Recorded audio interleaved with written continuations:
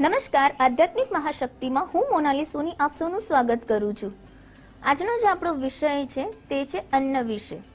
અન્ન એવો ઓડકાર અને અન્ન એવું જીવન, તે આપણને ખ્યાલ જ હશે કે આપણે જેવું અન્ન આરોગ્ય છે, આપણું જીવન, આપણો વિચાર તેના ઉપર નિર્ધારિત કરવા લાગે છે.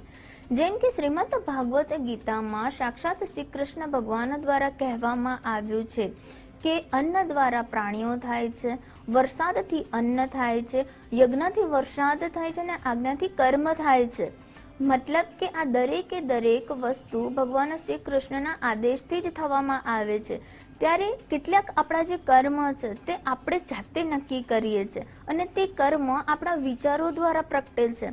આપણા જેવા વિચારો હશે તે જ પ્રકારનું કર્મ આપણે આપણા જીવનમાં કરતા હોઈએ છીએ. જો આપણા વિચારો શુદ્ધ અને સાત્વિક હશે તો આપણા કર્મો પણ શુદ્ધ અને સાત્વિક હશે. જેમ કે જેવું ભોજન આપણે ગ્રહણ કરીએ છીએ તે પ્રકારના ભોજનના જે ગુણો છે તે વ્યક્તિમાં અંદર પ્રવેશે છે. અન્ન એવું મન, અન્ન એવો ઓડકાર, એટલે કે અન્ન ઉપર પૂરું જીવન દરેક વ્યક્તિનું નિર્ભર છે. સમગ્ર સૃષ્ટિનો જે મહત્વ જે કહેવાય છે તે દ્રવ્ય છે તે અન્ન છે. જે વ્યક્તિ જે ખોરાક ખાય છે, જે ખાનપાન કરે છે, જે રસપાન કરે છે, તે દરેક અન્નની સામગ્રી અને તેના અલગ અલગ પ્રકારના સ્વાદ હોય છે. જેમાં ખાટા, ગળા, તીખા, ખારા, મોળા, કડવા, આમ 6 પ્રકારના સ્વાદ હોય છે.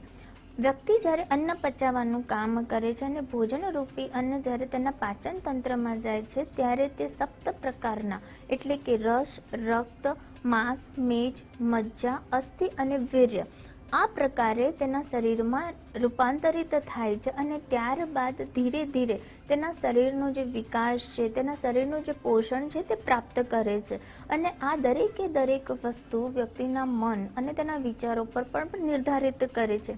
વ્યક્તિ જે પ્રકારનું અન્ન ખાય છે તેના વિચારો પણ તેના જેવા જ બની જાય છે. શ્રી કૃષ્ણ ભગવાન ભાગવત ગીતામાં કહે છે કે હું વ્યક્તિના શરીરમાં 5 પ્રાણ બનીને નિવાસ કરું છું. હું તેના જઠરાગ્નિમાં 5 પ્રકારના જે તત્વ છે, જેમાં પ્રાણ, અપાન, વ્યાન, ઉદાન અને સમાન, આ 5 રૂપે હું તેના શરીરમાં નિવાસ સ્થાન કરું છું અને તેના શરીરના જે દરેકે દરેક જે કાર્ય તે કરે છે તેની આજ્ઞા હું આપું છું. ભોજનના 3 પ્રકાર છે, સાત્વિક, તામસિક અને રાજસિક.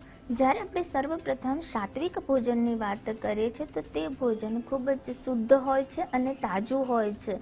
તે ભોજન આપણે ભગવાનના મંત્રો દ્વારા તેને આપણે ખૂબ જ સારું એવી ઉર્જા આપીને બનાવવામાં આવે છે. આપણે જ્યારે પણ રસોઈ બનાવીએ છીએ ત્યારે આપણે ભગવાનના શ્રી હરિના નામનું ઉચ્ચારણ કરીને આપણે ખૂબ જ સાત્વિક રીતે ભોજન તૈયાર કરીએ છીએ. તેને સાત્વિક ભોજન કહેવામાં આવે છે. આ ભોજન કરવાથી સારા વિચારો તેના જીવનમાં અનુસરે છે.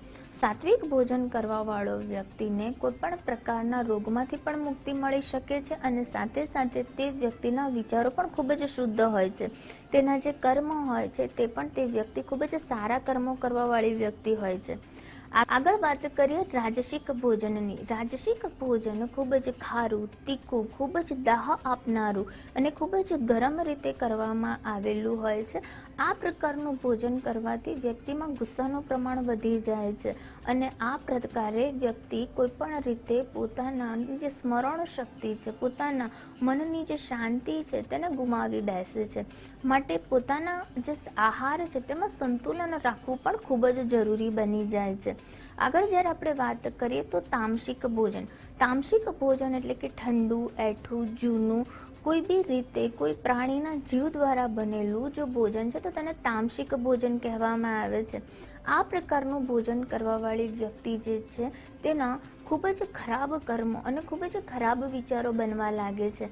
આ રીતે ભોજન કરીને વ્યક્તિ પોતાના વિચારોની અશુદ્ધતા ખૂબ જ તેના જીવનમાં પણ દેખાવા લાગે છે અને ત્યારબાદ કહેવાય કે જે પ્રકારનું ભોજન તે આરોગ્ય છે તે જ પ્રકારના કર્મ પણ તે કરવા લાગે છે.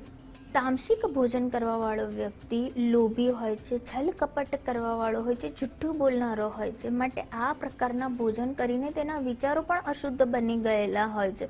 માટે તામસિક પ્રકારની પ્રવૃત્તિ તે ધરાવતો થઈ જાય છે. આજકાલ જે અત્યારે આપણને બહાર માર્કેટમાં જે ભોજન મળે છે તે પણ ચોક્કસ રૂપે તમારે તે ન ખાવું જોઈએ, કારણ કે તે ભોજન તરત તૈયાર કરવામાં નથી આવતું અને સાથે સાથે તેમાં એક વિચાર હોય છે, પૈસા કમાવાની વૃત્તિ દ્વારા તે બનાવવામાં આવે છે.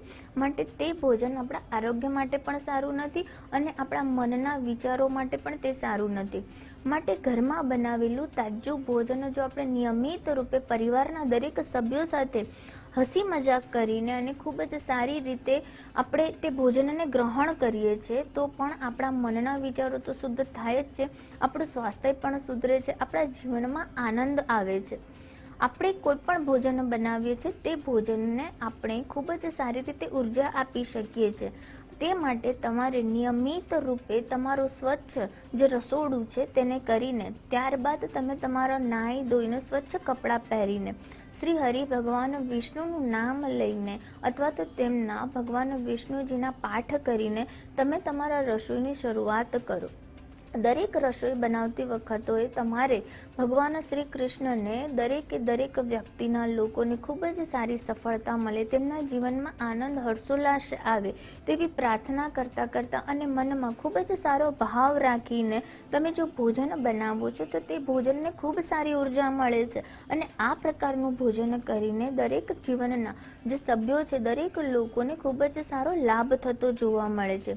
સાથે સાથે તમે તમારા ઘરનું જ્યારે પાણીનું માટલું ભરો છો તે માટલાને પણ તમે વિશેષ રૂપે 2 હાથ રાખીને તમે ઉર્જા આપો અને ખૂબ જ સુંદર અને ખૂબ જ પવિત્ર તમે તે મનમાં સ્મરણ કરો કે હે ભગવાન વિષ્ણુ, હે અમારા સાક્ષાત પિતૃદેવ, હે દેવી દેવતાઓ, દરેક ઘરના લોકોનું આનંદ મંગલ થાય, તેમનું સ્વાસ્થ્ય સુધરે, તેમના જીવનમાં ખૂબ જ સારી સફળતા પ્રાપ્ત થાય. આ પ્રકારે જો તમે પ્રાર્થના કરીને તમે તમારા પાણીને ઉર્જા આપો છો તો તે પાણીમાં પણ ખૂબ જ સારી ઉર્જા તમને જોવા મળશે અને તે પછી આ રીતે કર્યા બાદ તમને તમારા ઘરના લોકોના જીવનમાં પણ ખૂબ જ સકારાત્મક પ્રતિભાવ જોવા મળશે. સંત કબીરદાસજી તેમના એક પંક્તિમાં કહે છે કે કરને કો તો દો सीख है, करने को हरि भजन है और देने को भूखे को भोजन है.